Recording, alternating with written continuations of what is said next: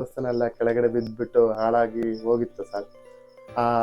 ನಾವು ತುಂಬಾ ವರ್ಷದಿಂದ ನೋಡ್ತಾನೆ ಇದ್ದು ಸರ್. ಆ ಥರನೇ ಪುರಾತತ್ವ ಇಲಾಖೆಯವರು ಬಂದು ಈ ಸ್ಥಳ ನೋಡಿದ ಒಂದು ಇದೋ ಏನೋ ಗೊತ್ತಿಲ್ಲ, ಕೊಟ್ಟು 1 ವರ್ಷದಲ್ಲಿ ನಮ್ಮ ಇಡೀ ದೇವಸ್ಥಾನ 1 ಕೋಟಿನಲ್ಲಿ ಪುನರ್ ನಿರ್ಮಾಣ ಮಾಡಿಕೊಟ್ಟು ನಮಗೊಂದು ಗ್ರಾಮಕ್ಕೊಂದು ಹೆಲ್ಪ್ ಮಾಡಿಕೊಟ್ಟಿದ್ದಾರೆ. 15-16ನೇ ಇಸ್ವಿಯಲ್ಲಿ ದೇವಸ್ಥಾನವನ್ನು ಪುನರ್ ಜೀರ್ಣೋದ್ಧಾರ ಮಾಡಲಾಯಿತು. ಅಲ್ಲಿವರೆಗೂ ಭಾಳ ಶಿಥಿಲಗೊಂಡು ಭಾಳ ದುಸ್ಥಿತಿಲಿತ್ತು. ನೋಡಿ, ಎಷ್ಟು ಒಂದೊಂದು ಅದ್ಭುತ ಅಂತಲೇ ಹೇಳಬಹುದು. ಅಷ್ಟು ಅದ್ಭುತವಾಗಿ ಇಲ್ಲಿ ಈ ಭುವನೇಶ್ವರಿಗಳನ್ನು ಕೆತ್ತನೆ ಮಾಡಲಾಗಿದೆ. ನಮಸ್ಕಾರ ಎಲ್ಲರಿಗೂ. ಜಸ್ಟ್ ಕನ್ನಡಿಗ ಯೂಟ್ಯೂಬ್ ಚಾನಲ್ಗೆ ನಿಮಗೆಲ್ಲ ಸ್ವಾಗತ ಸುಸ್ವಾಗತ. ನೋಡಿ, ನೀವು ಹೊಯ್ಸಳ ದೇವಸ್ಥಾನಗಳು ಅಂದ ತಕ್ಷಣ ಬೇಲೂರು, ಹಳೇಬೀಡು, ಸೋಮನಾಥಪುರ ನಿಮ್ಮ ಮನಸ್ಸಿಗೆ ಬರುತ್ತೆ. ಆದರೆ ಹೊಯ್ಸಳರ ಕಾಲದಲ್ಲಿ ನಿರ್ಮಾಣ ಆಗಿದ್ದು ಸುಮಾರು 1500 ದೇವಸ್ಥಾನಗಳು. ಈ 1500 ದೇವಸ್ಥಾನಗಳಲ್ಲಿ ಸುಮಾರು 500ಕ್ಕಿಂತ ಹೆಚ್ಚಿನ ದೇವಸ್ಥಾನಗಳು ಹಾಸನ ಜಿಲ್ಲೆನಲ್ಲೇ ಇದ್ದಾವೆ. ಹಾಸನ ಡಿಸ್ಟಿಕಲ್ಲೇ ಸುಮಾರು 500 ದೇವಸ್ಥಾನಗಳು ದಾಖಲಾಗಿದ್ದಾವೆ. ಅದರಲ್ಲೂ ಅರಸೀಕೆರೆ ಭಾಗದಲ್ಲಂತೂ ಎಷ್ಟು ದೇವಸ್ಥಾನಗಳಿದಾವೆ ಅಂತ ಹೇಳಿದ್ರೆ ಒಂದೊಂದು ಊರಿಗೊಂದೊಂದು ದೇವಸ್ಥಾನ ನಿರ್ಮಾಣ ಆಗಿತ್ತು ಅನ್ಸುತ್ತೆ. ಅಷ್ಟೊಂದು ದೇವಸ್ಥಾನಗಳು ಈ ಊರಲ್ಲಿದ್ದಾವೆ. ಈ ಊರಲ್ಲಿ ಈ ತಾಲೂಕಲ್ಲಿರುವಂಥ ವಿಶೇಷವಾಗಿರುವಂಥ ದೇವಸ್ಥಾನ ಒಂದು ಮಾವುತನಹಳ್ಳಿ ಅನ್ನೋ ಒಂದು ಊರಲ್ಲಿದೆ. ನೋಡಿ, ಮಾವುತನಹಳ್ಳಿ ಅರಸೀಕೆರೆಯಿಂದ ಸುಮಾರು 20 ಕಿಲೋಮೀಟರ್ ದೂರದಲ್ಲಿರುವಂಥ ಒಂದು ಊರು ಮಾವುತನಹಳ್ಳಿ. ಈ ಮಾವುತನಹಳ್ಳಿನಲ್ಲಿ ಮಹಾಲಿಂಗೇಶ್ವರ ಅನ್ನೋ ಒಂದು ಅದ್ಭುತವಾದ ಹೊಯ್ಸಳ ದೇವಸ್ಥಾನ ಇದೆ. ಎಷ್ಟು ವಂಡರ್ಫುಲ್ ಆಗಿದೆ ಅಂತ ಹೇಳಿದ್ರೆ ನಿಮಗೆ ತುಂಬ ಖುಷಿ ಆಗುತ್ತೆ. ಒಳಭಾಗದಲ್ಲಿ ಹೊರಭಾಗದಲ್ಲಿರುವಂಥ ಶಿಲ್ಪಗಳನ್ನು ನೋಡೋಕ್ಕೆ ಅಷ್ಟು ಅದ್ಭುತವಾಗಿರುವಂಥ ದೇವಸ್ಥಾನ. ಈ ವಿಡಿಯೋದಲ್ಲಿ ನಿಮಗೆ ಆ ದೇವಸ್ಥಾನವನ್ನು ಪರಿಚಯ ಮಾಡಿಕೊಡ್ತೀನಿ, ಬನ್ನಿ ಸ್ನೇಹಿತರೆ. ನೋಡಿ, ಮಾವುತನಹಳ್ಳಿ ಹೆಸರೇ ತುಂಬ ವಿಶೇಷವಾಗಿರುವಂಥದ್ದು. ಮಾವುತನಹಳ್ಳಿನಲ್ಲಿ ಮಾವುತ ಅನ್ನೋ ಹೆಸರಿದೆ. ಈ ಮಾವುತ ಅನ್ನೋ ಹೆಸರು ಹೇಗೆ ಬಂತು ಅಂತ ಸ್ವಲ್ಪ ಯೋಚನೆ ಮಾಡಿದ್ರೆ, ನೋಡಿ, ಪಕ್ಕದಲ್ಲಿ ಕೊಳಗುಂದ ಅಂತ ಒಂದು ಊರಿದೆ. ಆ ಕೊಳಗುಂದದಲ್ಲಿ ಹೊಯ್ಸಳರ ಕಾಲದಲ್ಲಿ ಆನೆಗಳನ್ನು ಪಳಗಿಸಿ ಹೊಯ್ಸಳ ಸೈನ್ಯಕ್ಕೆ ಕೊಡ್ತಾ ಇದ್ರಂತೆ. ಅಂತ ಕೊಳಗುಂದದಲ್ಲಿ ಗಣಪತಿಗೆ ಅಂತಲೇ ಕಟ್ಟಿರುವಂಥ ಒಂದು ದೇವಸ್ಥಾನ ಇದೆ. ಅಂದರೆ ಅಲ್ಲಿ ಮಾವುತ ಸಾಮಂತರು ಆಳ್ವಿಕೆಯನ್ನು ಮಾಡ್ತಾ ಇದ್ರು, ಹೊಯ್ಸಳರ ಸಾಮಂತರಾಗಿ. ಅವ್ರ ಕಾಲದಲ್ಲಿ ಕಟ್ಟಿರುವಂಥ ಸುಮಾರು 4-5 ದೇವಸ್ಥಾನಗಳು ಅಲ್ಲಿದ್ದಾವೆ. ಸೊ ಆನೆಗಳನ್ನು ಪಳಗಿಸಿ ಆನೆಗಳನ್ನು ನೋಡ್ಕೊಳ್ತಾ ಇದ್ದಂಥವ್ರು ಮಾವುತರು ಅಂತ ನಾವು ಹೇಳ್ತೀವಿ ನಾವು. ಸೊ ಮಾವುತರು ಕೆಲವರು ಇದೇ ಹಳ್ಳಿನಲ್ಲಿ ವಾಸ ಮಾಡ್ತಾ ಇದ್ರು ಅನ್ಸುತ್ತೆ. ಅದರಿಂದ ಮಾವುತರು ವಾಸ ಮಾಡ್ತಾ ಇದ್ದಂಥ ಊರು ಮಾವುತನಹಳ್ಳಿ ಆಗಿರಬಹುದು ಅಂತ ಒಂದು ಊಹೆ ಇದೆ. ಹಾಗೆ ಇದೇ ಊರಲ್ಲಿ ಆನೆ ಮೇಲೆ ಕುಳಿತಿರುವಂಥ ಕರಿಯಮ್ಮ ದೇವಿಯ ಒಂದು ದೇವಸ್ಥಾನ ಕೂಡ ಇದೆ. ಸೊ ಕರಿ ಅಂದರೆ ಆನೆ ಮೇಲೆ ಕುಳಿತಿರುವಂಥ ದೇವಿ. ಸೊ ಅದರಿಂದ ಆ ಮಾವುತರು ಇಲ್ಲಿ ತಮ್ಮ ಕುಲದೇವತೆಯಾದ ಕರಿಯಮ್ಮನನ್ನು ಇಲ್ಲಿ ಪೂಜಿಸ್ತಾ ಇದ್ರು ಅಂತ ನಮಗೆ ಗೊತ್ತಾಗುತ್ತೆ. ಸೊ ಆ ಮಾವುತನಹಳ್ಳಿಯಲ್ಲಿರುವಂಥ ಮಾವುತ ಆನೆಗಳಿಂದನೇ ಬಂದಿರಬಹುದು ಅಂತ ಒಂದು ಊಹೆ ಇದೆ. ಸೊ ಅಂಥ ಒಂದು ಊರಿನಲ್ಲಿರುವಂಥ ಮಹಾಲಿಂಗೇಶ್ವರ ದೇವಸ್ಥಾನ ಕರ್ನಾಟಕ ಸರ್ಕಾರದ ಧಾರ್ಮಿಕ ದತ್ತಿ ಇಲಾಖೆಗೆ ಸೇರಿರುವಂಥ ಒಂದು ದೇವಸ್ಥಾನ. ಸ್ನೇಹಿತರೆ, ಈ ದೇವಸ್ಥಾನ ಕೆಲವೇ ವರ್ಷಗಳ ಹಿಂದ್ಗಡೆ ತುಂಬ ದುಸ್ಥಿತಿನಲ್ಲಿತ್ತು. ಈಗ ತುಂಬ ಅದ್ಭುತವಾಗಿ ಜೀರ್ಣೋದ್ಧಾರ ಮಾಡಿದ್ದಾರೆ. ವೆಲ್ ಮೇಂಟೈನ್ಡ್ ಟೆಂಪಲ್ ಅಂತಲೇ ಹೇಳ್ಬೋದು. ನೋಡಿ, ದೇವಸ್ಥಾನದ ಮುಂಭಾಗ ದೇವಸ್ಥಾನದ ಸುತ್ತ ಗ್ರಿಲ್ ಹಾಕಿ ಕಾಂಪೌಂಡ್ ಮಾಡಿ ತುಂಬ ಭದ್ರವಾಗಿ ರಕ್ಷಣೆ ಮಾಡಿದ್ದಾರೆ. ನೋಡಿ, ದೇವಸ್ಥಾನದ ಮುಂಭಾಗ ಒಂದು ಮುಖಮಂಟಪ ಇದೆ. ಸೊ ಮುಖಮಂಟಪ ಅಂದರೆ ದೇವಸ್ಥಾನದ ಮುಂಭಾಗಕ್ಕೆ 2 ಕಂಬಗಳ ಒಂದು ಆಧಾರ ಕೊಟ್ಟು ಒಂದು ಮುಖಮಂಟಪವನ್ನು ಮಾಡಿರ್ತಾರೆ. ಹೀಗೆ ನೋಡಿ, 2 ಕಂಬಗಳಿದೆ ಇಲ್ಲಿ, ಹೊಯ್ಸಳ ಶೈಲಿಯ ಕಂಬಗಳು. ಇಲ್ಲಿ ಒಳಗಡೆ ಹೋಗ್ತಾ ಇದ್ದಾಗ ನಮಗೆ ಆ ಕಡೆ ಈ ಕಡೆ ಜಗಲಿ ಇದೆ. ಸೊ ಇದನ್ನ ಕಕ್ಷಾಸನ ಅಂತ ಕರಿತೀವಿ. ಮೂಲ ಕಕ್ಷಾಸನ ಹೊರಟೋಗಿರೋದ್ರಿಂದ ಜೀರ್ಣೋದ್ಧಾರದ ಸಮಯದಲ್ಲಿ ಹೊಸ ಕಲ್ಲುಗಳನ್ನು ಹಾಕಿ ಮಾಡಿದ್ದಾರೆ. ನೋಡಿ, ನಾವು ದೇವಸ್ಥಾನದ ಒಳಭಾಗಕ್ಕೆ ಹೋಗೋಕೆ ಮೊದಲು ಇದು ಮುಖ್ಯ ಪ್ರವೇಶ ದ್ವಾರ. ನೋಡಿ, ಈ ಪ್ರವೇಶ ದ್ವಾರದಲ್ಲಿ ಆ ಕಡೆ ಈ ಕಡೆ ದ್ವಾರಪಾಲಕರಿದ್ದಾರೆ. ಆ ದ್ವಾರಪಾಲಕರ ಇರೋವಂಥ ಒಂದು ದ್ವಾರ ಇದು. ಮೇಲ್ಭಾಗದಲ್ಲಿ ಇಲ್ಲಿ ಲಲಾಟ ಅಂತ ಕರಿತೀವಿ, ಅಂದರೆ ದೇವಾಲಯದ ಒಂದು ಭಾಗ ಲಲಾಟ. ಈ ಲಲಾಟದಲ್ಲಿ ಗಜಲಕ್ಷ್ಮಿಯ ಒಂದು ಶಿಲ್ಪ ಇದೆ.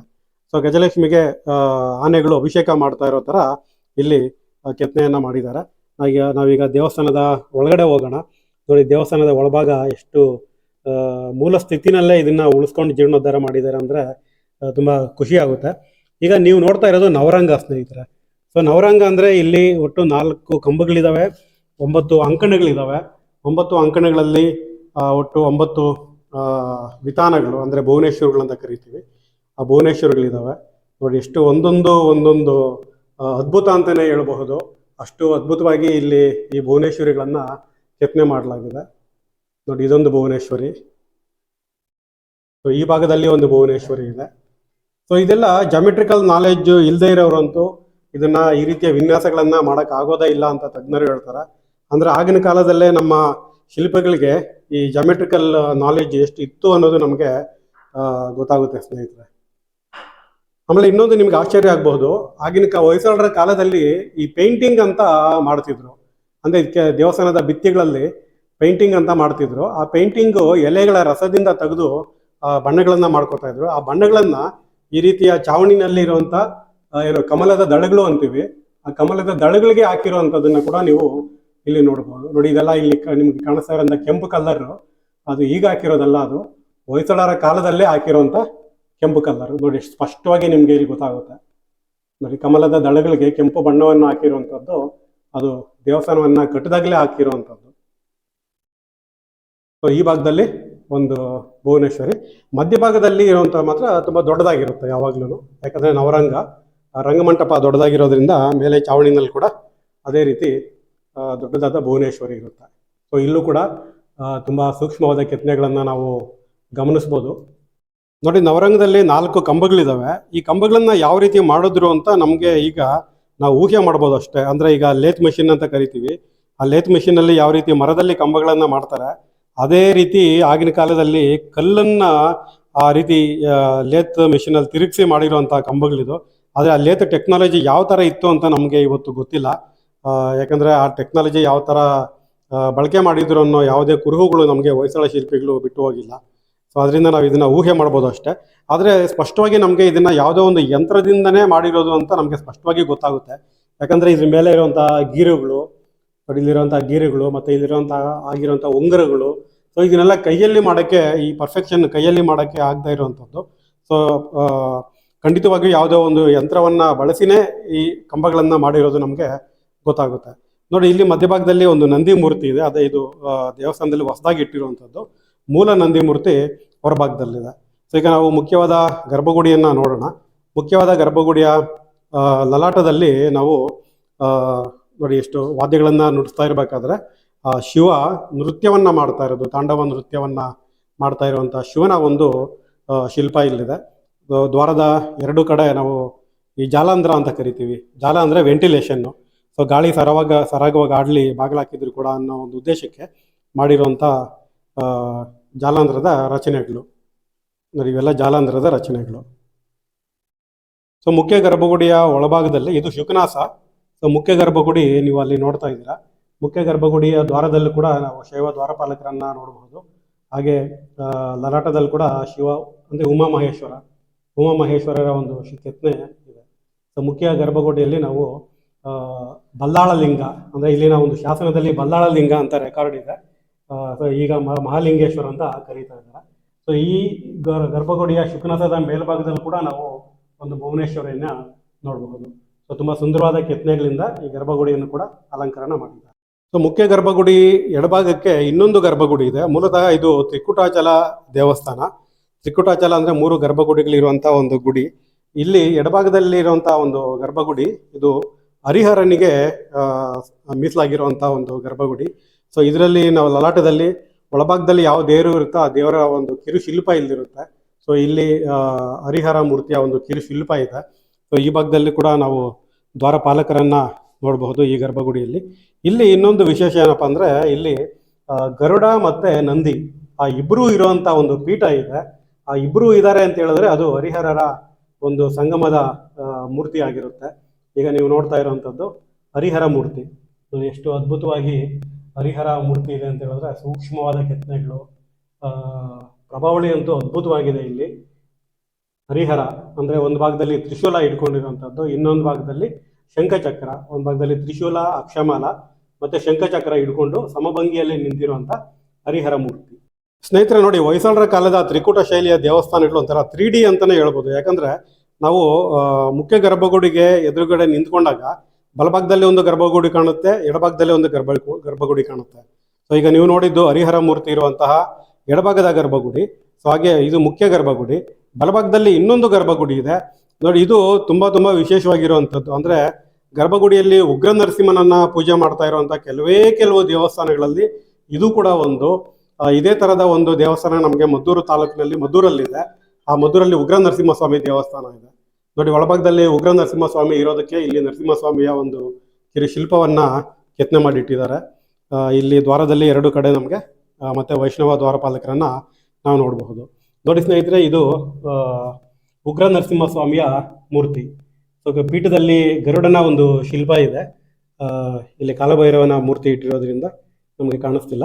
ನೋಡಿ, ಇದು ಉಗ್ರ ನರಸಿಂಹಸ್ವಾಮಿಯ ಶಿಲ್ಪ. ಸೊ ಮೇಲ್ಭಾಗ ಸ್ವಲ್ಪ ಭಗ್ನ ಆಗಿದ್ರೂ ಕೂಡ ತುಂಬ ಅದ್ಭುತವಾದ ಸೌಂದರ್ಯದಿಂದ ನಮಗೆ ಕಾಣಿಸ್ತಾ ಇದೆ. ನೋಡಿ, ಅಲ್ಲಿ ಹಿರಣ್ಯಕಶಿಪುವನ್ನು ತೊಡೆ ಮೇಲೆ ಮಲಗಿಸ್ಕೊಂಡು ಕರುಳನ್ನು ಬಗಿತಾ ಇರೋವಂಥ ಒಂದು ದೃಶ್ಯ ಇದು. ಈಗ ನೀವು ನೋಡ್ತಾ ಇದ್ದೀರಾ, ಇದು ಕರುಳು. ಆ ಹಿರಣ್ಯಕಶಿಪುವನ ಕರುಳನ್ನು ಬಗೆದು ಎರಡು ಕೈಗಳಲ್ಲೇ ಮೇಲಕ್ಕೆ ಎತ್ತಿರೋವಂಥ ಉಗ್ರ ನರಸಿಂಹಸ್ವಾಮಿ. ಈ ಉಗ್ರ ನರಸಿಂಹಸ್ವಾಮಿಯ ಶಿಲ್ಪಗಳು ತುಂಬ ಅಪರೂಪ. ನಮಗೆ ಅದು ಗರ್ಭಗುಡಿಯಲ್ಲಿ ಸಿಗುವಂಥದ್ದು. ಹೊರಭಿತ್ತಿಯಲ್ಲಿ ಸಿಗ್ತವೆ, ಆದರೆ ಗರ್ಭಗುಡಿನಲ್ಲಿ ಸಿಗೋದು ತುಂಬ ಅಪರೂಪ. ನೋಡಿ, ಈ ಗರ್ಭಗುಡಿಯ ಮೇಲ್ಭಾಗದಲ್ಲಿ ಕೂಡ ನಾವು ಆ ಒಂದು ಭುವನೇಶ್ವರಿಯನ್ನು ನೋಡಬಹುದು. ಅಲ್ಲೂ ಕೂಡ ಬಣ್ಣಗಳು ಹಾಕಿದ್ದಾರೆ, ಅದನ್ನ ನೀವು ಗಮನಿಸ್ಬೋದು. ಅಂದರೆ ಈ ಭುವನೇಶ್ವರಿನಲ್ಲಿರುವಂಥ ಕಮಲದ ದಳಗಳಿಗೆ ಬಣ್ಣಗಳನ್ನು ಹಾಕಿ ಅಲಂಕರಣ ಮಾಡ್ತಾ ಇದ್ರು. ಆವಾಗ ಹಾಕಿರುವಂಥ ಬಣ್ಣಗಳು ಇವಾಗಲೂ ಇದ್ದಾವೆ. ಅಂದರೆ ಎಷ್ಟು ಒರಿಜಿನಲ್ ಆಗಿ ಬಣ್ಣಗಳನ್ನು ಮಾಡ್ತಿದ್ರು ಅಂತ ನಾವು ತಿಳ್ಕೊಬೋದು. ಸ್ನೇಹಿತರೆ, ನೀವು ನೋಡಿದ್ದು ಮಹಾಲಿಂಗೇಶ್ವರ ದೇವಸ್ಥಾನದ ಒಳಭಾಗದಲ್ಲಿರುವಂಥ 3 ಗರ್ಭಗುಡಿಗಳ ದರ್ಶನವನ್ನು. ಈ ದೇವಸ್ಥಾನದಲ್ಲಿ ನಾವು ಪರಿವಾರ ದೇವತೆಗಳು ಅಂತ ಹೇಳ್ತೀವಿ. ಅಂದರೆ ಯಾವುದೇ ಒಂದು ಶೈವ ದೇವಸ್ಥಾನ ಅಂದರೆ ನಾವು ಪರಿವಾರ ದೇವತೆಗಳಂತ ಹೇಳ್ತೀವಿ. ಆ ಪರಿವಾರ ದೇವತೆಗಳಲ್ಲಿ ಮುಖ್ಯವಾಗಿ ಸಪ್ತಮಾತೃಕೆಯರ ಒಂದು ಪಟ್ಟಿಕೆ ಇರುತ್ತೆ.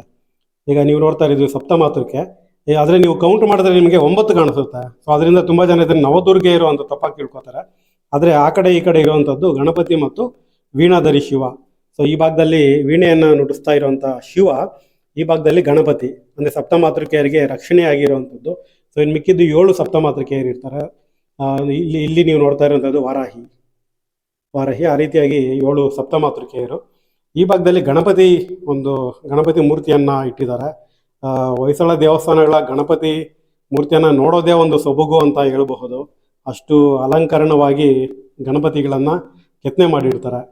ಹಾರನಹಳ್ಳಿಯ ಚಂದ್ರಮೌಳೇಶ್ವರ ದೇವಸ್ಥಾನದಲ್ಲಿ ಕೂಡ ಒಂದು ಅದ್ಭುತವಾದ ಗಣಪತಿ ಮೂರ್ತಿ ಇದೆ, ಹೊಯ್ಸಳರ ಕಾಲದ್ದು. ಅದಷ್ಟೇ ಸುಂದರವಾಗಿರುವಂಥದ್ದು. ಇಲ್ಲಿ ನಾಗಶಿಲ್ಪಗಳು ನೋಡಿ, ನಾಗಶಿಲ್ಪಗಳು ನಾವೀಗ ನಾಗಪ್ರತಿಷ್ಠೆ ಅಂತ ಮಾಡ್ತೀವಿ.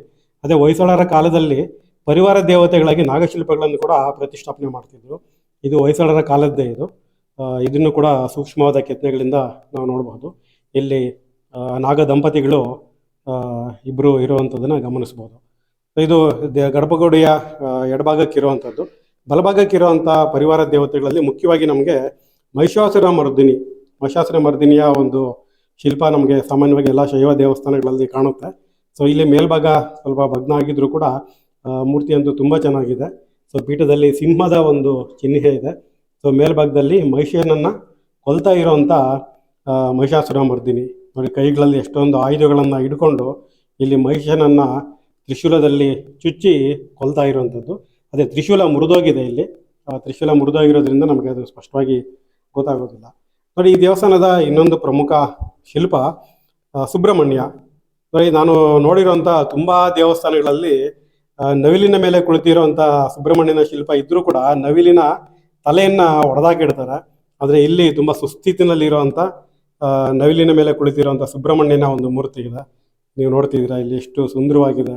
ಆ ನವಿಲಿನ ಗರಿಗಳು ಹಿಂಭಾಗದಲ್ಲಿ, ಆ ನವಿಲಿನ ಮೇಲೆ ಕೂತ್ಕೊಂಡಿರುವಂಥ ಸುಬ್ರಹ್ಮಣ್ಯ, ಕೈಯಲ್ಲಿ ಫಲ, ಅಕ್ಷಮಾಲ, ಮತ್ತು ಇನ್ನೊಂದು ಈ ಭಾಗದಲ್ಲಿ ಇನ್ನೊಂದು ಅಕ್ಷಮಾಲ. ಸೊ 5 ರೀತಿಯಾಗಿ ಆಯುಧಗಳನ್ನು ಹಿಡ್ಕೊಂಡು ನವಿಲಿನ ಮೇಲೆ ಕುಳಿತುಕೊಂಡಿರುವಂಥ ಸುಬ್ರಹ್ಮಣ್ಯ. ಸೊ ಇದಿಷ್ಟಾದರೆ ದೇವಸ್ಥಾನದ ಇನ್ನೊಂದು ಭಾಗದಲ್ಲಿ ಕಾಲಭೈರವನ ಒಂದು ಮೂರ್ತಿ ಇದ್ದಂತಹ ಒಂದು ಪೀಠ ಇದೆ. ಅದೇ ಮೂರ್ತಿ ಇಲ್ಲ ಇದ್ರ ಮೇಲೆ ಇವತ್ತು. ಇಲ್ಲಿ ಚೇಳಿನ ಒಂದು ಚಿಹ್ನೆ ಇದೆ. ಸೊ ಕಾಲಭೈರವನ ಚಿಹ್ನೆ ಚೇಳು. ಸೊ ಇದ್ರ ಮೇಲೆ ಹಿಂದೊಮ್ಮೆ ಕಾಲಭೈರವನ ಒಂದು ಶಿಲ್ಪ ಇತ್ತು. ಅದೇ ಪೀಠವನ್ನು ಮಾತ್ರ ಉಳಿಸ್ಕೊಂಡಿದ್ದಾರೆ. ಸ್ನೇಹಿತರೆ, ಈಗ ನಾನು ನಿಮಗೆ ತೋರಿಸುವಂಥ ಒಂದು ವಿಗ್ರಹ ತುಂಬ ಅಪರೂಪದ್ದು. ಹೊಯ್ಸಳ ದೇವಸ್ಥಾನಗಳಲ್ಲಿ ತುಂಬ ಅಪರೂಪವಾಗಿ ಕಾಣಿಸುವಂಥ ಹಯಗ್ರೀವ ಮೂರ್ತಿ. ಹಯಗ್ರೀವ ನೋಡಿ, ಹಯಗ್ರೀವ ಮೂರ್ತಿ ನಮಗೆ ಹೊಯ್ಸಳ ದೇವಸ್ಥಾನಗಳಲ್ಲಿ ಬಹಳ ಅಪರೂಪ. ನಾನು ನೋಡಿರುವಂಥ ದೇವಸ್ಥಾನಗಳಲ್ಲಿ ಬಹುಶಃ ಇದು 2-3 ಅಷ್ಟೇ ಅನಿಸುತ್ತೆ. ಅದರಲ್ಲಿ ಇದು ಕೂಡ ಒಂದು. ಆದರೆ ಇಲ್ಲಿರೋಷ್ಟು ಸೂಕ್ಷ್ಮ ಕೆತ್ತನೆಗಳಿಂದ ಕೂಡಿರೋಂಥ ಹಯಗ್ರೀವ ಮೂರ್ತಿ ನಮಗೆ ಬೇರೆ ಎಲ್ಲೂ ಕಾಣಸಿಗೋದಿಲ್ಲ. ಅಷ್ಟು ಅದ್ಭುತವಾದ ಕೆತ್ತನೆಗಳಿಂದ ಕೂಡಿರುವಂಥ ಹಯಗ್ರೀವ ಮೂರ್ತಿಯನ್ನು ನಾವು ಈ ದೇವಸ್ಥಾನದಲ್ಲಿ ನೋಡಬಹುದು. ಸ್ನೇಹಿತರೆ, ದೇವಸ್ಥಾನದ ಒಳಭಾಗದಲ್ಲಿ ಪರಿವಾರ ದೇವತೆಗಳನ್ನು ನೋಡಿದ್ವಿ. ದೇವಸ್ಥಾನದ ಒಳಭಾಗದಲ್ಲಿ ಇನ್ನೊಂದು ಕಡೆ ನಾವು ಸೂರ್ಯನ ಮೂರ್ತಿಯನ್ನು ನೋಡ್ಬೋದು. ಶಿವನ ಇನ್ನೊಂದು ಸ್ವರೂಪನೇ ಸೂರ್ಯ ಅಂತ ನಾವು ಹೇಳ್ತೀವಿ. ಸೊ ಅದರಿಂದ ನಮಗೆ ಶೈವ ದೇವಸ್ಥಾನಗಳಲ್ಲಿ ಪರಿವಾರ ದೇವತೆಯಾಗಿ ಸೂರ್ಯ ಕೂಡ ಇರುತ್ತೆ. ನೋಡಿ ಇಲ್ಲಿರುವಂಥ ಸೂರ್ಯ ಸುಮಾರು 3.5 ಅಡಿ ಎತ್ತರ ಇರುವಂಥದ್ದು. ಇದು ಎಷ್ಟು ಸೂಕ್ಷ್ಮವಾಗಿ ಕೆತ್ತನೆಗಳಿಂದ ಮಾಡಿದ್ದಾರೆ ಅಂತ ಹೇಳಿದ್ರೆ ಅದರ ಪ್ರಭಾವಳಿಯನ್ನ ನೀವು ನೋಡಬಹುದು. ಮೇಲ್ಭಾಗದಲ್ಲಿ ಕೀರ್ತಿಮುಖ ಪ್ರಭಾವಳಿನಲ್ಲಿ ಆ ಬಳ್ಳಿಗಳ ಒಂದು ರಚನೆ ಮತ್ತೆ ಸೂರ್ಯನ ಒಂದು ಕಿರೀಟದ ಮಣಿಗಳ ರಚನೆಯನ್ನ ಕೂಡ ನೀವು ಸೂಕ್ಷ್ಮವಾಗಿ ಗಮನಿಸಬಹುದು. ಅಷ್ಟು ಸೂಕ್ಷ್ಮ ಕೆತ್ತನೆಗಳಿಂದ ಈ ಸೂರ್ಯನನ್ನ ಇಲ್ಲಿ ಕೆತ್ತನೆ ಮಾಡಿದ್ದಾರೆ. ನೋಡಿ ಕೈಗಳಲ್ಲಿ ಸೂರ್ಯನ ಒಂದು ಮುಖ್ಯ ಲಕ್ಷಣ 2 ಕೈಗಳಿರುತ್ತೆ, ದ್ವಿಭುಜಾಧಾರಿ. ಅದ 2 ಕೈಗಳಲ್ಲಿ ಕಮಲವನ್ನ ಇಟ್ಕೊಂಡಿರುವಂಥದ್ದು. ಸೊ 2 ಕೈಯಲ್ಲಿ ಕಮಲವನ್ನ ಇಟ್ಕೊಂಡಿದ್ರೆ ನಾವು ಅದನ್ನು ಸೂರ್ಯ ಅಂತ ನಾವು ಗಮನಿಸ್ತೇವೆ. ಹಾಗೆ ಇನ್ನೊಂದು ಪ್ರಮುಖವಾದ ಲಕ್ಷಣ ಏನು ಅಂದ್ರೆ ಪೀಠದಲ್ಲಿ ಸಪ್ತಾಶ್ವಗಳಿರ್ತವೆ. ಸಪ್ತಾಶ್ವ ಅಂದ್ರೆ 7 ಕುದುರೆಗಳನ್ನ ಓಡಿಸ್ತಾ ಇರುವಂತ ಅರುಣ. ಆ 7 ಕುದುರೆಗಳ ಮೇಲೆ ರಥವನ್ನು ಹತ್ತಿ ಸೂರ್ಯ ಬರ್ತಾನೆ ಅಂತ ನಾವು ಹೇಳ್ತೀವಿ. ಆ ರಥದ ಈ ಸಪ್ತಾಶ್ವಗಳ ಒಂದು ಚಿಹ್ನೆ ಕೆಳಭಾಗದಲ್ಲಿರುತ್ತೆ. ಸೊ ಅದರಿಂದ ನಾವು ಸೂರ್ಯನನ್ನ ಸುಲಭವಾಗಿ ಗುರುತಿಸ್ಬೋದು. ನೋಡಿ ಈ ದೇವಸ್ಥಾನದ ಸೂರ್ಯನ ಒಂದು ಅಲಂಕರಣ, ಸೌಂದರ್ಯ, ಅದನ್ನ ನೋಡ್ತಾ ಇದ್ರೇನೆ ಮೈ ಮರೆತೋಗ್ತೀವಿ. ಅಷ್ಟು ಅದ್ಭುತವಾಗಿ ಕೆತ್ತನೆಯನ್ನ ಮಾಡಿದ್ದಾರೆ. ನೋಡಿ ಇಲ್ಲಿ ಆಭರಣಗಳು ಕೆತ್ತನೆ ನೋಡಿ ಎಷ್ಟು ಅದ್ಭುತವಾಗಿದೆ. ತುಂಬಾ ಸುಂದರವಾಗಿ ಕೆತ್ತನೆಗಳನ್ನ ಮಾಡಿದ್ದಾರೆ. ಫ್ರೆಂಡ್ಸ್, ದೇವಸ್ಥಾನದ ಒಳಭಾಗ ನೋಡಿದ್ವಿ. ಈ ದೇವಸ್ಥಾನದ ಹೊರಭಾಗ ಹೇಗಿದೆ ಅಂತ ನೋಡೋಣ. ನೋಡಿ ದೇವಸ್ಥಾನದ ಅಧಿಷ್ಠಾನಕ್ಕೆ ಸುಮಾರು 1, 2, 3, 4, 5, 6 ಪಟ್ಟಿಕೆ ಇದೆ. ಅದೇ ಯಾವ ಪಟ್ಟಿಕೆನಲ್ಲೂ ಈ ಭಾಗದಲ್ಲಿ ಕೆತ್ತನೆ ಆಗಿಲ್ಲ. ಮತ್ತೆ ಮೇಲ್ಭಾಗದಲ್ಲಿ ಅಳವಡಿಸಿರುವಂಥ ಶಿಲೆಗಳಿದಾವಲ್ಲ, ಆ ಶಿಲೆಗಳಲ್ಲೂ ಕೂಡ ಕೆತ್ತನೆ ಆಗಲಿಲ್ಲ. ಅಂದ್ರೆ ಕೆತ್ತನೆಗಳಿಗಂತಾನೆ ಅಳವಡಿಸಿರುವಂಥ ಶಿಲೆಗಳಿದು. ಅದೇ ಕೆತ್ತನೆ ಮಾಡಿಲ್ಲ ಇದರಲ್ಲಿ. ಈ ಭಾಗದಲ್ಲಿ ಕೂಡ ಕೆತ್ತನೆಗಳಿಲ್ಲ. ಆದರೆ ಇನ್ನೊಂದು ಭಾಗದಲ್ಲಿ ಕೆತ್ತನೆಗಳಿದ್ದಾವೆ ಸ್ನೇಹಿತರೆ. ಸೊ ದೇವಸ್ಥಾನ ಜೀರ್ಣೋದ್ಧಾರ ಆದಾಗ ಮೇಲ್ಭಾಗದಲ್ಲಿ ಹೊಸದಾಗಿ ಶಿಖರವನ್ನ ನಿರ್ಮಾಣ ಮಾಡಿದ್ದಾರೆ. ಸೊ ಈ ಭಾಗದಲ್ಲಿ ಒಂದು ಪ್ರಣಾಳವನ್ನ ನೋಡಬಹುದು. ಇದು ಹರಿಹರ ಮೂರ್ತಿಯ ಒಂದು ಅಂದ್ರೆ ದೇವಸ್ಥಾನದ ಒಳಭಾಗದಲ್ಲಿ ಪೂಜೆ ಮಾಡಿದಾಗ ನೀರು ಹೊರಗಡೆ ಬರುವಂತ ಒಂದು ವ್ಯವಸ್ಥೆಗೋಸ್ಕರ ಮಾಡಿರುವಂಥದ್ದು.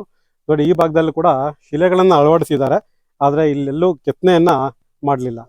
ಅಂದ್ರೆ ನೋಡಿ ನೀವು ಅನ್ಕೋಬಹುದು ಮೊದಲು ಕೆತ್ತನೆಗಳನ್ನ ಮಾಡಿ ಆಮೇಲೆ ಈ ದೇವಸ್ಥಾನಕ್ಕೆ ಗೋಡೆಗಳಿಗೆ ಕೂರಿಸ್ತಾ ಇದ್ರು ಅಂತ. ಆದ್ರೆ ನಮಗೆ ಇಲ್ಲಿ ಆಲ್ರೆಡಿ ಇಲ್ಲಿ ಶಿಲೆಗಳನ್ನ ಕೂರಿಸಿರೋದು ನಮಗೆ ಸ್ಪಷ್ಟವಾಗುತ್ತೆ. ಯಾಕಂದ್ರೆ ಈ ರೀತಿಯ ಶಿಲೆಗಳನ್ನ ಕೂರಿಸಿ ನಂತರ ಕೆತ್ತನೆಗಳನ್ನ ಮಾಡ್ತಾ ಇದ್ರು. ಸೊ ನೋಡಿ ಇಷ್ಟು ಭಾಗ ಕೆತ್ತನೆಗಳಿಲ್ಲ, ಆದ್ರೆ ಇಲ್ಲಿಂದ ಕೆತ್ತನೆಗಳು ಶುರುವಾಗುತ್ತೆ ನಮಗೆ. ಇಲ್ಲೂ ಕೂಡ ಕೆಲವೆಲ್ಲ ಕೆತ್ತನೆ ರಹಿತವಾಗಿದೆ. ಅದೇ ಅಲ್ಲಲ್ಲಿ ಶಿಲ್ಪಗಳನ್ನ ಕೆತ್ತನೆ ಮಾಡಿದ್ದಾರೆ. ನೋಡಿ ಇದು ಕಾಲಭೈರವ. ನೋಡಿ ಕಾಲಭೈರವ ಎಷ್ಟು ಚೆನ್ನಾಗಿದೆ ಅಂತ ಹೇಳಿದ್ರೆ ಇಲ್ಲಿ ಕಮಲದ ಮೇಲೆ ನಿಂತ್ಕೊಂಡಿರುವಂತ ತ್ರಿಭಂಗಿಯಲ್ಲಿ ನಿಂತ್ಕೊಂಡಿರುವಂತಹ ಕಾಲಭೈರವನ ಅದ್ಭುತವಾದ ಶಿಲ್ಪ ಇದು. ಕೈಯಲ್ಲಿ ತ್ರಿಶೂಲ, ಡಮರುಗ, ಕತ್ತಿ ಮತ್ತೆ ಬ್ರಹ್ಮ ಕಪಾಲ, ಆ ಕಪಾಲದಿಂದ ಸೋರ್ತಾ ಇರುವಂತ ರಕ್ತವನ್ನ ನೆಕ್ತಾ ಇರುವಂತ ನಾಯಿ, ಮತ್ತೆ ಇಲ್ಲಿ ಒಬ್ಬ ಪಿಶಾಚ ಗಣ ಅಂತೀವಿ ನೋಡಿ, ಸ್ಕೆಲೆಟನ್ ಬಾಡಿ ಇದೆಯಲ್ಲ ಆ ಪಿಶಾಚ ಗಣ. ಇಲ್ಲಿ ವಿಶೇಷ ಏನಪ್ಪಾ ಅಂದ್ರೆ ಅವನು ನಾಯಿಗೆ ಸಪೋರ್ಟ್ ಮಾಡ್ತಿದ್ದಾನೆ ರಕ್ತವನ್ನ ನೆಕ್ಕೋದಕ್ಕೆ. ಯಾಕಂದ್ರೆ ನಾಯಿ ಅಷ್ಟು ಕೆಳಭಾಗದಿಂದ ಮೇಲ್ಗಡೆಗೆ ಹಾಕೋದಿಲ್ಲ ಅಂತ ಅವನು ಸಪೋರ್ಟ್ ಮಾಡಿ ನಾಯಿಗೆ ರಕ್ತವನ್ನ ನೆಕ್ಕಿಸ್ತಾ ಇದ್ದಾನೆ. ಸೊ ಈ ಭಾಗದಲ್ಲಿ ಇನ್ನಿಬ್ರು ಪಿಶಾಚ ಗಣದವರು, ಒಬ್ರು ವಾದ್ಯವನ್ನ ಬಾರಿಸ್ತಾ ಇದ್ರೆ ಇನ್ನೊಬ್ರು ಇಬ್ರು ವಾದ್ಯಗಳನ್ನ ನುಡಿಸಿ ಸಾಥ್ ಕೊಡ್ತಾ ಇದ್ದಾರೆ. ಸೊ ಈ ಭಾಗದಲ್ಲಿ ಒಂದು ಶಿಲ್ಪ ಇದೆ, ಆದ್ರೆ ಇದು ಯಾವ ಶಿಲ್ಪ ಅಂತ ಇನ್ನೂ ನಮ್ಗೆ ಸ್ಪಷ್ಟ ಆಗಿಲ್ಲ.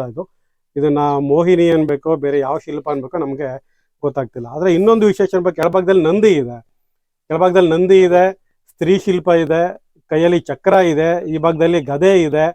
ಸೊ ಇದು ಬಹುಶಃ ಒಳಭಾಗದಲ್ಲಿ ಹರಿಹರ ಮೂರ್ತಿ ಯಾವ ತರ ಇತ್ತು ಅದೇ ತರ ಇಲ್ಲಿ ಅಂದ್ರೆ ಪಾರ್ವತಿ ಅಥವಾ ಲಕ್ಷ್ಮಿಗೆ ಮೀಸಲಾಗಿ ಇದ್ದಂತಹ ಒಂದು ಶಿಲ್ಪ ಇರ್ಬೋದು, ಅಥವಾ ಇಬ್ಬರನ್ನು ಮಿಕ್ಸ್ ಮಾಡಿ ಪಾರ್ವತಿ ಮತ್ತೆ ಲಕ್ಷ್ಮಿ ಇಬ್ಬರನ್ನು ಮಿಕ್ಸ್ ಮಾಡಿರುವಂತ ಒಂದು ಶಿಲ್ಪ ಕೂಡ ಇರಬಹುದು ಅಂತ ನಾವು ಊಹೆ ಮಾಡಬಹುದು. ಮೂಕಾಂಬಿಕೆ ಅಂತ ಕೂಡ ನಾವು ಊಹೆ ಮಾಡಬಹುದಾಗಿದೆ. ಆಮೇಲೆ ಇಲ್ಲಿ ಶಿಖರದ ಒಂದು ಮಾದರಿ, ಇಲ್ಲಿ ಅಲ್ಲೆಲ್ಲ ಶಿಖರದ ಮಾದರಿಗಳ ಕೆತ್ತನೆಗಳಿದಾವೆ. ಮತ್ತೆ ಕೆಲವು ಶಿಲೆಗಳು ಹಾಗೆ ಶಿಲ್ಪರಹಿತವಾಗಿದ್ದಾವೆ. ಸೊ ಇಲ್ಲಿ ಬ್ರಹ್ಮನ ಒಂದು ಶಿಲ್ಪವಿದೆ. ಬ್ರಹ್ಮನ ಶಿಲ್ಪಗಳು ನಮಗೆ ತುಂಬಾ ಅಪರೂಪವಾಗಿ ಸಿಗುವಂಥದ್ದು. ಸೊ ಇಲ್ಲಿ ಬ್ರಹ್ಮನ ಕಮಲದ ಮೇಲೆ ನಿಂತಿರೋ ಬ್ರಹ್ಮನ ಒಂದು ಶಿಲ್ಪ ಇದೆ. ಮತ್ತೆ ಈ ಭಾಗದಲ್ಲಿ ಕೆತ್ತನೆಗಳಿಲ್ಲ. ಸೊ ಈ ಭಾಗದಲ್ಲಿ ಕೂಡ ಅದಲ್ಲೆಲ್ಲ ಕೆತ್ತನೆಗಳಿಲ್ಲ. ಸೊ ಇಲ್ಲಿ ಉಮಾಮಹೇಶ್ವರ ಅಂದ್ರೆ ನಂದಿಯ ಮೇಲೆ ಕುಳಿತಿರುವಂತ ಉಮಾಮಹೇಶ್ವರರ ಒಂದು ಶಿಲ್ಪ ಇದೆ ನೋಡಿ. ನಂದಿ ಅದ್ರ ಮೇಲೆ ಶಿವನ ತೊಡೆ ಮೇಲೆ ಕುಳಿತಿರುವಂತ ಪಾರ್ವತಿ. ಸೊ ಇದು ಮುಖ್ಯ ಗರ್ಭಗುಡಿಯ ಹೊರಭಾಗದ ಕೆತ್ತನೆಗಳಿವು. ಸೊ ಮತ್ತೆ ಈ ಭಾಗಕ್ಕೆ ಬಂದ್ರೆ ಇಲ್ಲೂ ಕೂಡ ಕೆತ್ತನೆಗಳಿಲ್ಲ. ಇಲ್ಲಿ ಇಲ್ಲಿ ಒಂದು ಶಿಲ್ಪ ಇದೆ. ಇದು ಯಾವ ಶಿಲ್ಪ ಅಂತ ನಮಗೆ ಸ್ಪಷ್ಟ ಆಗ್ತಿಲ್ಲ. ಇದು ಅಂದ್ರೆ ಶಿವತಾಂಡವದ ಒಂದು ಶಿಲ್ಪ ಇದು. ಕೈಯಲ್ಲಿ ಹೌದು, ಹೌದು. ಸೊ ನಾಟ್ಯ ಶಿವ ಕೈಯಲ್ಲಿ ಅಂಕುಶ, ಪಾಶ, ಆ, ಜಪಮಾಲೆ, ಮತ್ತೆ ಪಾನಪಾತ್ರೆ, ಮತ್ತೆ ಕೈಯಲ್ಲಿ ಡಮರುಗ, ಇನ್ನೊಂದು ಭಾಗದಲ್ಲಿ ಬಿಲ್ಲು, ಬಾಣ, ಇವುಗಳನ್ನೆಲ್ಲ ಇಟ್ಕೊಂಡು ವಾದ್ಯಗಾರರು ವಾದ್ಯಗಳನ್ನು ನುಡಿಸ್ತಾ ಇರಬೇಕಾದ್ರೆ ಶಿವ ತಾಂಡವ ನೃತ್ಯವನ್ನ ಮಾಡ್ತಾ ಇರುವಂಥದ್ದು. ಸೊ ಈ ಭಾಗದಲ್ಲಿ ಕೆತ್ತನೆಗಳಿಲ್ಲ. ನೋಡಿ ಸ್ನೇಹಿತರೆ, ಈ ದೇವಸ್ಥಾನ ಜೀರ್ಣೋದ್ಧಾರ ಮಾಡಬೇಕಾದ್ರೆ ನಂಬರಿಂಗ್ ಕೊಟ್ಟಿರ್ತಾರೆ. ಆ ನಂಬರ್ಗಳನ್ನ ನೀವು ಇಲ್ಲಿ ಗಮನಿಸಬಹುದು. ಆ ನಂಬರ್ ಪ್ರಕಾರ ಮತ್ತೆ ದೇವಸ್ಥಾನವನ್ನ ಜೋಡಿಸಿರ್ತಾರೆ. ಸೊ ಇದು ಈ ಕಡೆ ಉಗ್ರ ನರಸಿಂಹ ಸ್ವಾಮಿ ಇರುವಂತ ಗರ್ಭಗುಡಿ. ನೋಡಿ ದೇವಸ್ಥಾನ ದೂರಕ್ಕೆ ಯಾವ ರೀತಿ ಕಾಣುತ್ತೆ ಅಂತ ನಿಮ್ಗೆ ಇಲ್ಲಿಂದ ಒಂದು ವ್ಯೂ ತೋರಿಸ್ತೇನೆ. ನೋಡಿ ಈ ರೀತಿಯಾಗಿ ಕಾಣುತ್ತೆ. ನೋಡಿ ಹೊಸದಾಗಿ ನಿರ್ಮಾಣ ಮಾಡಿರುವಂಥ ಶಿಖರ, ಇದು ದೇವಸ್ಥಾನದ ಹೊರಭಾಗ.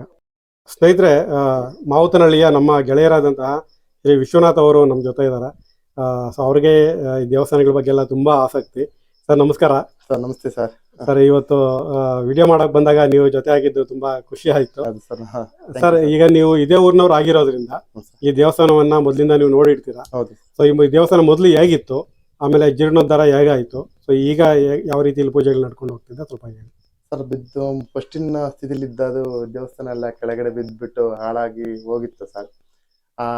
ನಾವು ತುಂಬಾ ತುಂಬಾ ವರ್ಷದಿಂದ ನೋಡ್ತಾನೆ ಇದ್ದು ಸರ್ ಆ ಥರನೇ. ಆಮೇಲೆ ಪುರಾತತ್ವ ಇಲಾಖೆಗೆ ಹೋಗ್ಬಿಟ್ಟು ನಮ್ಮ ಗ್ರಾಮದ ವತಿಯಿಂದ ಎಲ್ಲರೂ ಸೇರಿ ಹೋಗಿ ಆ ಪುರಾತತ್ವ ಇಲಾಖೆಗೆ ಅರ್ಧ ನಮ್ಮ ದೇವಸ್ಥಾನದ ಅಳುವನ್ನ ತೊಳ್ಕೊಂಡು ಆ ವಿಡಿಯೋವನ್ನ ಕೊಟ್ಟು ಆ ದೇವಸ್ಥಾನನ ಈ ಥರ ನಿರ್ಮಾಣ ಮಾಡಿಸ್ಬೇಕು ಅಂತಕ್ಕಂಥದ್ದನ್ನ ನಾವು ಹೋಗಿ ಹೇಳಿದ್ವು ಸರ್. ಅದು ಬಂದು ಅವರು ಪುರಾತತ್ವ ಇಲಾಖೆಯಿಂದ ಮೈಸೂರು ಡಿವಿಷನ್ ಆಫೀಸಿಂದ ಬಂದು ಆ ದೇವಸ್ಥಾನ ನೋಡಿ ಎಸ್ಟಿಮೇಟ್ ಮಾಡಿ ಈ ದೇವಸ್ಥಾನ ನಾವು ರೀಫಿಟಿಂಗ್ ಮಾಡಬೇಕು ಅಂತೇಳಿ ಅವರು ಮಾಡಿದ್ರು ಸರ್. ಬಂದು ಮಾಡಿ ಅದ್ಭುತ ಇದರಿಂದ ತುಂಬ ನೀಟಾಗಿ ಮಾಡಿಕೊಟ್ಟಿದ್ದಾರೆ ಸರ್ ನಮ್ಮ ದೇವಸ್ಥಾನನ. ನಮ್ಮ ಗ್ರಾಮಸ್ಥರು ಶ್ರಮನೂ ವಹಿಸಿ ಎಲ್ಲರೂ ಸಹ ಕೆಲಸ ಮಾಡಿ ಮಟ್ಟಿದ್ದಾರೆ ಸರ್. ಅದಕ್ಕೋಸ್ಕರ ಆ ದೇವಸ್ಥಾನ ತುಂಬ ಅದ್ಭುತವಾಗಿ ನಿರ್ಮಿಸ್ತಾರೆ ಅಂತಂದರೆ ಅದಕ್ಕೆ ಇಲಾಖೆ ವತಿಯಿಂದ ನಮಗೊಂದು ನಮನ. ಅದರಲ್ಲೂ ಸಹ ಇದನ್ನ ನಮ್ಮ ದೇವಸ್ಥಾನನ ತೋರಿಸಿ ಮಾಡಿ ಎಲ್ಲ ಕಡೆ ನೀವು ಒಂದು ಇದು ಮಾಡ್ತೀರಾ. ಶ್ರೀಧರ ಸಾರಿಗೂ ಸಹ ನಮ್ಮ ನಮನಗಳು. Thank you sir. ನಂದು ಏನಿಲ್ಲ ಸರ್, ನಾನು ದೇವಸ್ಥಾನಗಳು ಎಲ್ಲೆಲ್ಲಿ ದೇವಸ್ಥಾನಗಳಿದಾವೆ ಅದನ್ನ ನಮ್ಮ ಜನಕ್ಕೆ ತಿಳಿಸ್ಬೇಕು ಅನ್ನೋದು ಒಂದು ಉದ್ದೇಶ. ಇಲ್ಲ ಸರ್, ಆದಷ್ಟು ನಾವು ನಿಮ್ಮಂತ ವ್ಯಕ್ತಿಗಳನ್ನ ನಾವು ನೋಡ್ಬೇಕು ಅನ್ನೋದು ತುಂಬಾ ಅಪರೂಪ ಸರ್. ಇವತ್ತೆಲ್ಲ ಸ್ವಾರ್ಥಕ್ಕೋಸ್ಕರ ಬಸ್ಕತಕ್ಕಂಥವ್ರನ್ನ ನೋಡಿದೀವಿ, ನಿಮ್ಮಂತ ನಾವು ನೋಡಿಲ್ಲ. ಆಕ್ಚುಲಿ ನಿಮಗೂ ಸಹ ನಮ್ಮ ಗ್ರಾಮದ ವತಿಯಿಂದ ನಮ್ಮ ವತಿಯಿಂದ ನಮಸ್ತೆ ಸರ್. Thank you sir. ಹಿಂಗಾಗಿ ಈ ದೇವಸ್ಥಾನ ನಿರ್ಮಾಣ ಅದ್ಭುತವಾಗಿ ನಿರ್ಮಿಸಿದ್ದಾರೆ ಸರ್. ಸತೀಶ್ ಸರ್ ಅಂತ ಹೇಳ್ಬಿಟ್ಟು ಇಂಜಿನಿಯರು. ಆಮೇಲೆ ದೊರೆಸ್ವಾಮಿ ಅಂತೇಳಿ AWS ಸರ್ ಇದ್ರು. ಆಯ್ತು ಬಂದು ಈ ಸ್ಥಾನ ಇದನ್ನೆಲ್ಲ ನೋಡಿ ಮಾಡಿ ನಮಗೆ ಏನ್ ಬೇಕು ಅನುಕೂಲಕ್ಕೆ ತಕ್ಕನಾಗೆ ಎಲ್ಲದನ್ನು ಪ್ರತಿಯೊಂದು ನಿರ್ಮಾಣ ಮಾಡಿಕೊಟ್ಟಿದ್ದಾರೆ ಸರ್. ಅದಕ್ಕೆ ಇಲಾಖೆಗೆ ನಮ್ಮ ಗ್ರಾಮದ ವತಿಯಿಂದ ಥ್ಯಾಂಕ್ಸ್ ಹೇಳಕ್ ಇಷ್ಟಪಡ್ತೀವಿ. ಹಾಗೂ ಸಹ ಎಲ್ಲರಿಗೂ ಸಹ ನಮಸ್ತೆ. ಬಂದು ವಿಸಿಟ್ ಮಾಡ್ಬೋದು ನಮ್ಮ ದೇವಸ್ಥಾನನ. ತುಂಬಾ ಅದ್ಭುತವಾಗಿದೆ, ಶಿಲ್ಪಗಳು ಚೆನ್ನಾಗಿದ್ದಾವೆ. ಹಂಗಾಗಿ ನೀವು ತಂದು ವಿಸಿಟ್ ಮಾಡಿ. ಇದರದ ಶ್ರಮದ ಫಲ ಶ್ರೀಧರ್ ಸರ್ಗೆ ಸಲ್ಲಬೇಕು. ತುಂಬಾ ದೊಡ್ಡ ಮಾತು ಸರ್. Thank you sir. ಸ್ನೇಹಿತರೆ, ನಮ್ಮ ಗೆಳೆಯರಾಗಿರೋ ವಿಶ್ವನಾಥ್ ಅವರು ತುಂಬಾ ಚೆನ್ನಾಗಿ ಮಾತಾಡಿದ್ರು ದೇವಸ್ಥಾನದ ಹಿನ್ನೆಲೆ ಬಗ್ಗೆ. ಸೊ ಈಗ ಇನ್ನೊಬ್ಬ ಗ್ರಾಮಸ್ಥರಾಗಿರುವಂತ ಜಯಣ್ಣ ಅವರಿದ್ದಾರೆ. ಸರ್ ನಮಸ್ಕಾರ. ಸರ್ ನಮಸ್ತೆ ಸರ್. ಸರ್ ಈ ಒಂದು ದೇವಸ್ಥಾನದ ಬಗ್ಗೆ ನಿಮ್ಮ ಅಭಿಪ್ರಾಯ, ಅನಿಸಿಕೆ? ಸರ್ ಈ ದೇವಸ್ಥಾನ ತುಂಬಾ ಸ್ಥಿತಿಲಿತ್ತು. ಅಂದ್ರೆ ಪೂಜೆ ಮಾಡ್ಲಿಕ್ಕೆ ಒಳಗೆ ಹೋಗ್ಲಿಕ್ಕೂ ಭಯ ಆಗಂತ ಒಂದು ಪರಿಸ್ಥಿತಿನಲ್ಲಿತ್ತು. ಆ ಸಂದರ್ಭದಲ್ಲಿ ನಮ್ಮ ಗ್ರಾಮಸ್ಥರೆಲ್ಲ ಸೇರ್ಕೊಂಡು ಈ ಒಂದು ದೇವಸ್ಥಾನ ಏನಾದ್ರು ಮಾಡಿ ಜೀರ್ಣೋದ್ಧಾರ ಮಾಡ್ಬೇಕು ಅಂತ ನಾವು ಒಂದ್ಸಾರಿ ಧರ್ಮಸ್ಥಳಕ್ಕೂ ಹೋಗಿ ಭೇಟಿನೇ ಮಾಡ್ಬಂದು. ಗ್ರಾಮದಿಂದ ಅವಾಗ ಧರ್ಮಸ್ಥಳದಲ್ಲಿ ಹರಿರಾಘವಂತಲ ಯಾರೋ ಒಬ್ರು ಬಂದು ಭೇಟಿ ನೀಡಿ ಇಲ್ಲಿಗೆ ಗ್ರಾಮದಿಂದ ಇಷ್ಟು ಲಕ್ಷ ಕೊಡಿ, ಆಮೇಲೆ ನಾವು ಇಷ್ಟು ಹಾಕಿ ಮಾಡ್ತೀವಿ ಅಂತ ಅದಕ್ಕೆ ಒಂದು ಆದ್ಯತೆನೂ ಕೊಟ್ಟರು. ಅದಾದ ನಂತರ ನಮ್ಮ ಗ್ರಾಮದಲ್ಲಿ ಭಾರಿ ಬರಗಾಲ ಬಂದಿದ್ದ ಕಾರಣ ಅದಾಗಲ್ಲಪ್ಪ ಅಂತ 4 ವರ್ಷ ಸಮಾಧಾನವಾಗಿ ಇದ್ದ ಕಾರಣನೋ ಇಲ್ಲ ಸ್ವಾಮಿ ಅನುಗ್ರಹನೋ ಪುರಾತತ್ವ ಇಲಾಖೆಯವರಿಗೆ ಇದನ್ನ ಗಮನ ತಂದ್ರೆ ಭಾರಿ ಅನುಕೂಲ ಆಗ್ತದೆ ಅಂತ ನಮ್ಮ ಜಾವಗಲ್ ಅವರೊಬ್ರು ವಿಷಯ ಹೇಳಿದ ತಕ್ಷಣ ನಮ್ಮ ಗ್ರಾಮಸ್ಥರೆಲ್ಲ ಒಮ್ಮತದಿಂದ ಒಗ್ಗೂಡಿ ಪುರಾತತ್ವ ಇಲಾಖೆಯವರಿಗೆ ನಮ್ಮ ಒಂದು ಏನು ಹಳೆ ಫೋಟೋಗಳು ಇದ್ದು ಅವನ್ನೆಲ್ಲ ಫೋಟೋ ಹೊಡ್ಕೊಂಡ್ಬಿಟ್ಟು ತಗೊಂಡೋಗಿ ಪುರಾತತ್ವ ಇಲಾಖೆ ಕೊಟ್ಟು ನಮ್ಮ ಸ್ವಾಮಿ ಅನುಗ್ರಹನು ಮತ್ತೆ ಪುರಾತತ್ವ ಇಲಾಖೆಯವರು ಬಂದು ಈ ಸ್ಥಳ ನೋಡಿದ ಒಂದು ಇದೋ ಏನೋ ಗೊತ್ತಿಲ್ಲ ಕೊಟ್ಟು 1 ವರ್ಷದಲ್ಲಿ ನಮ್ಮ ಇಡೀ ದೇವಸ್ಥಾನ 1.25 ಕೋಟಿನಲ್ಲಿ ಪುನರ್ ನಿರ್ಮಾಣ ಮಾಡಿಕೊಟ್ಟು ನಮಗೊಂದು ಗ್ರಾಮಕ್ಕೊಂದು ಹೆಲ್ಪ್ ಮಾಡಿಕೊಟ್ಟಿದ್ದಾರೆ. ಅದು ತುಂಬಾ ಸಂತೋಷಕರವಾದಂತ ವಿಷಯ. ಈಗಲೂ ಅದನ್ನ ಮತ್ತೆ ನಮ್ಮ ಈಗಿನ ಅರ್ಚಕರಾದಂಥ ಶಿವಪ್ಪನವರು ಭಾರಿ ನೀಟಾಗಿ ದೇವಸ್ಥಾನ ಸ್ವಚ್ಛತವಾಗಿ ಇಟ್ಕೊಂಡು ಭಾರಿ ಒಂದು ನೀಟಾಗಿ ಪೂಜೆನ ಮಾಡ್ಕೊಂಡು ಹೋಗ್ತಿದ್ದಾರೆ. ಹಂಗಾಗಿ ನಮ್ಮ ಗ್ರಾಮದವರು ಎಲ್ಲರೂ ಇದಕ್ಕೆ ಸಹಕಾರ ಕೊಡ್ತಿದ್ದಾರೆ. ಈ ದೇವಸ್ಥಾನ ಜೀರ್ಣೋದ್ಧಾರಕ್ಕೂ ನಮ್ಮ ಗ್ರಾಮಸ್ಥರು ಸಹಕಾರ ಕೊಟ್ಟರು. ಈಗ ಬಂದು ಯೂಟ್ಯೂಬಲ್ಲಿ ನೀವೆಲ್ಲ ಇದನ್ನ ಹೆಚ್ಚು ಪ್ರಚೋದನಕಾರಿ ಮಾಡ್ತಿರೋದು ಇನ್ನೂ ಸಂತೋಷವಾದ ವಿಷಯ. ಆ ಪರಮಾತ್ಮ ನಿಮಗೂ ಒಳ್ಳೇದು ಮಾಡಲಿ, ನಿಮ್ಮ ಕುಟುಂಬಕ್ಕೂ ಒಳ್ಳೇದು ಮಾಡಲಿ ಅಂತ ಹೇಳಿದ್ರೆ ನಾನು ಮಾತು ಮುಗಿಸ್ತೇನೆ.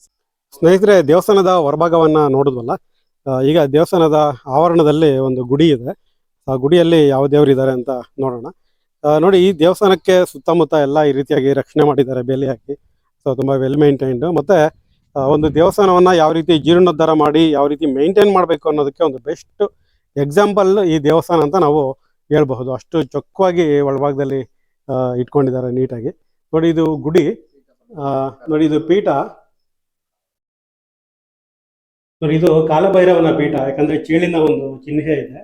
ಅದ್ರ ಮೇಲ್ಭಾಗದಲ್ಲಿರುವಂತಹ ಮೂರ್ತಿ ಗಣಪತಿಯನ್ನ ಇಟ್ಟಿದ್ದಾರೆ. ಯಾಕಂದ್ರೆ ಮೊದಲಿದ್ದು ಕಾಲಭೈರವನ ಮೂರ್ತಿ ಮಿಸ್ ಆಗಿರೋದ್ರಿಂದ ಈಗ ಗಣಪತಿ ಅಂದ್ರೆ ಖಾಲಿ ಬಿಡಬಾರದು ಅನ್ನೋ ಒಂದು ಉದ್ದೇಶಕ್ಕೆ ಗಣಪತಿಯನ್ನ ಇಟ್ಟು ಇಲ್ಲಿ ಪೂಜೆಯನ್ನ ಮಾಡ್ತಾ ಇದ್ದಾರೆ. ಆದ್ರೆ ಇದೇ ಗುಡಿಯ ಎದುರು ಇನ್ನೊಂದು ವೀರಭದ್ರನ ಗುಡಿ ಇರಬೇಕಿತ್ತು ಅಂತ ಇಲ್ಲಿನ ಗ್ರಾಮಸ್ಥರು ಹೇಳ್ತಾರೆ. ಆದ್ರೆ ಆ ಗುಡಿಯ ಕುರುಹುಗಳು ನಮ್ಗೆ ಇವತ್ತು ಏನು ಕಾಣೋದಿಲ್ಲ. ಇಲ್ಲಿ ದೇವಸ್ಥಾನದ ಒಳಭಾಗದ ನವರಂಗದಲ್ಲಿ ಇದ್ದಿದ್ದಂತ ಒಂದು ನಂದಿ ಮೂರ್ತಿ ಹೊರಭಾಗದಲ್ಲಿ ಇಟ್ಟಿದ್ದಾರೆ ಅಂತ ಹೇಳಿದೆ ನಾನು. ಆ ಮೂರ್ತಿ ಇಲ್ಲಿ ತೋರಿಸ್ತೀನಿ ನಿಮಗೆ.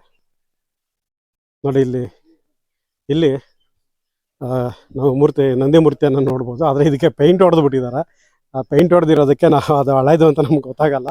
ಆದರೆ ಇದು ಮೂಲ ನಂದಿ ಮೂರ್ತಿ, ಶಿವನಿಗೆ ಎದುರಾಗಿದ್ದಂಥ ನಂದಿ ಮೂರ್ತಿ ಇದು ನವರಂಗದಲ್ಲಿ. ಆದರೆ ಇದು ಸ್ವಲ್ಪ ಏನೋ ಭಿನ್ನ ಆಗಿರಬಹುದು ಬಹುಶಃ. ಸೊ ಅದಕ್ಕೆ ಇದನ್ನು ಇಲ್ಲಿಟ್ಟು ಈಗ ದೇವಸ್ಥಾನದ ಒಳಭಾಗದಲ್ಲಿ ಬೇರೆ ಮೂರ್ತಿಯನ್ನು ಇಟ್ಟು ಪೂಜೆ ಮಾಡ್ತಾ ಇದ್ದಾರೆ. ಸ್ನೇಹಿತರೆ, ನೋಡಿದ್ರಲ್ಲ ಈ ಗ್ರಾಮಸ್ಥರು ಮತ್ತು ದೇವಸ್ಥಾನದ ಅರ್ಚಕರು ಮಾತಾಡಿದ್ದನ್ನು. ನೋಡಿ, ಒಂದು ದೇವಸ್ಥಾನವನ್ನು ನಾವು ಜೀರ್ಣೋದ್ಧಾರ ಮಾಡಿದ್ಮೇಲೆ ಅದನ್ನು ಮೇಂಟೈನ್ ಮಾಡಬೇಕಾಗುತ್ತೆ. ಮೇಂಟೈನ್ ಮಾಡಿಲ್ಲ ಅಂತ ಹೇಳಿದ್ರೆ ಅದು ಮತ್ತೆ ದುಸ್ಥಿತಿಗೆ ತಲುಪಿಬಿಡುತ್ತೆ. ನೋಡಿ, ಈ ದೇವಸ್ಥಾನ ದುಸ್ಥಿತಿಗೆ ತಲುಪಿದ್ದಾಗ ಆರ್ನಳ್ಳಿ ಲಕ್ಷ್ಮೀನರಸಿಂಹಸ್ವಾಮಿ ದೇವಸ್ಥಾನದ ಅರ್ಚಕರಾಗಿರುವಂಥ ಆರ್ನಳ್ಳಿ ನಾಗೇಂದ್ರ ಅವರು ಕೂಡ ಪತ್ರಿಕೆಗಳಲ್ಲಿ ಈ ದೇವಸ್ಥಾನದ ದುಸ್ಥಿತಿಯ ಬಗ್ಗೆ ಗಮನ ಸೆಳೆದಿದ್ರು.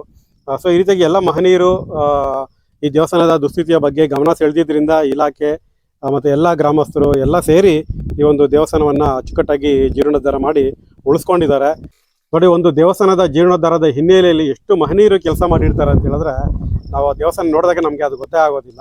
ನೋಡಿ, ಜಾವಗಲ್ನ ಪ್ರೆಸ್ ರಿಪೋರ್ಟರ್ ಸ್ವಾಮಿ ಅನ್ನೋರು ಕೂಡ ತುಂಬ ಸಹಕಾರ ಕೊಟ್ಟಿದ್ದಾರೆ ಈ ಒಂದು ದೇವಸ್ಥಾನದ ಜೀರ್ಣೋದ್ಧಾರಕ್ಕೋಸ್ಕರ. ಸೊ ಅವ್ರನ್ನೆಲ್ಲರನ್ನೂ ನಾವು ಈ ಒಂದು ಸಂದರ್ಭದಲ್ಲಿ ನೆನೆಸ್ಕೊಳ್ಳೋಣ. ಇದು ಮಾವುತನಹಳ್ಳಿಯ ಮಹಾಲಿಂಗೇಶ್ವರ ದೇವಸ್ಥಾನದ ವಿಡಿಯೋ. ನಿಮ್ಗೂ ತುಂಬಾ ಇಷ್ಟ ಆಗಿದೆ ಅಂತ ಅನ್ಕೋತೀನಿ. ಒಂದು ಚಿಕ್ಕದಾದ ದೇವಸ್ಥಾನ ಒಳಭಾಗದಲ್ಲಿ ಎಷ್ಟು ಅಚ್ಚುಕಟ್ಟಾಗಿದೆ ಅಂದ್ರೆ ತುಂಬಾ ಖುಷಿ ಆಗುತ್ತೆ. ನೋಡಿ, ಅರಸೀಕೆರೆ ತಾಲೂಕಲ್ಲಿ ಸುಮಾರು 120 ಹೊಯ್ಸಳ ದೇವಸ್ಥಾನಗಳಿದಾವೆ. ನೀವು ಅರಸೀಕೆರೆ, ಆರ್ನಳ್ಳಿ, ಅಲ್ಲಿಂದ ಜಾವಗಲ್ ರೂಟಲ್ಲಿ ಬಂದ್ರೆ ನಿಮಗೆ ಈ ಮಾವುತನಹಳ್ಳಿ ಸಿಗುತ್ತೆ. ಮಾವುತನಹಳ್ಳಿ ಅಷ್ಟೇ ಅಲ್ಲ, ಪಕ್ಕದಲ್ಲಿ ಕೊಳಗುಂದ ಇದೆ, ಮಾವುತನಹಳ್ಳಿ, ಹಂದ್ರಾಳು, ಉಂಡಿಗನಾಳು, ಮಾದನಹಳ್ಳಿ, ಮತ್ತೆ ಹಾರ್ನಹಳ್ಳಿ, ಎಳವಾರೆ, ಅಲ್ಲಿಂದ ಮುಂದೆ ನಿಮಗೆ ಮುರುಂಡಿ, ಮತ್ತೆ ಚನ್ನರಾಯಪಟ್ಟಣ ರೋಡಲ್ಲಿ ಕೆಲ್ಲಂಗೆರೆ, ತಳಲೂರು, ಕೋಡಿಹಳ್ಳಿ, ಜ್ಯೋತಿಮಲ್ಲಾಪುರ, ಒಂದಲ್ಲ ಎರಡಲ್ಲ ಅಷ್ಟೊಂದು ಊರುಗಳು ಈ ಭಾಗದಲ್ಲಿದ್ದಾವೆ. ಹಾಗೆ ನೀವೇನಾದ್ರು ಬಂದರೆ ಒಂದಿನದ ಟ್ರಿಪ್ಗೋಸ್ಕರ ಬೆಸ್ಟ್ ತಾಲೂಕು ಅಂತ ಹೇಳ್ಬೋದು. ಅರಸೀಕೆರೆಯಿಂದ ಸ್ಟಾರ್ಟ್ ಮಾಡಿ ಜಾವಗಲ್ ಮಧ್ಯದಲ್ಲಿ ಇಷ್ಟು ದೇವಸ್ಥಾನಗಳನ್ನು ನೀವು ಭೇಟಿ ಮಾಡ್ಬೋದು. ಹಾಗೆ ಈ ಒಂದು ದೇವಸ್ಥಾನದ ಜೀರ್ಣೋದ್ಧಾರದ ಹಿಂದೆ ಇಲಾಖೆ, ಸಂಘ ಸಂಸ್ಥೆಗಳು, ಮತ್ತು ಈ ಊರಿನ ಗ್ರಾಮಸ್ಥರು ಮತ್ತು ಮಹನೀಯರು ಎಷ್ಟೊಂದು ಜನ ಕೆಲಸ ಮಾಡಿದ್ದಾರೆ. ಅವರೆಲ್ಲರಿಗೂ ಕೂಡ ಈ ಒಂದು ಸಂದರ್ಭದಲ್ಲಿ ಧನ್ಯವಾದಗಳನ್ನು ಹೇಳೋಣ. ಹಾಗೆ ನೀವು ಈ ವಿಡಿಯೋ ನೋಡ್ತಾ ಇರೋರು ದಯವಿಟ್ಟು ಒಂದಿನ ಈ ದೇವಸ್ಥಾನಕ್ಕೆ ಬನ್ನಿ. ಯಾಕಂದರೆ ಇಂಥ ಒಂದು ಅದ್ಭುತ ದೇವಸ್ಥಾನವನ್ನು ಯಾರು ಕೂಡ ಮಿಸ್ ಮಾಡ್ಕೋಬಾರ್ದು. ಅದಕ್ಕೋಸ್ಕರ ಹೇಳ್ತಿದ್ದೀನಿ, ನೀವು ಒಂದಿನ ಬನ್ನಿ. ಈ ದೇವಸ್ಥಾನದ ಲೊಕೇಶನ್ ಡಿಸ್ಕ್ರಿಪ್ಷನಲ್ಲಿ ಹಾಕಿರ್ತೀನಿ, ಮರಿದೇ ಒಂದ್ಸರ್ತಿ ಇಲ್ಲಿಗೆ ಭೇಟಿ ಕೊಡಿ. ಹಾಗೆ ನನ್ನ ಜಸ್ಟ್ ಕನ್ನಡಿಗ ಚಾನಲನ್ನು ಸಬ್ಸ್ಕ್ರೈಬ್ ಮಾಡ್ಕೊಳ್ಳಿ. ಈ ಥರದ ಪ್ರಾಚೀನ ದೇವಸ್ಥಾನಗಳ ವಿಡಿಯೋಗಳನ್ನು ನಾನು ಅಪ್ಲೋಡ್ ಮಾಡ್ತಾ ಇರ್ತೀನಿ. ಸೊ ನೀವು ಕೂಡ ವಿಡಿಯೋಗಳನ್ನು ನೋಡಿ ನಿಮ್ಮ ಫ್ರೆಂಡ್ಸ್ ಜೊತೆಗೂ ಹಂಚಿ, ಬಂಧುಗಳ ಜೊತೆಗೂ ಕೂಡ ಶೇರ್ ಮಾಡ್ಕೊಳ್ಳಿ. ಸೊ ಮರೀದೆ ಸಬ್ಸ್ಕ್ರೈಬ್ ಮಾಡೋದನ್ನು ಮಾತ್ರ ಮರಿಬೇಡಿ. ನಮಸ್ಕಾರ.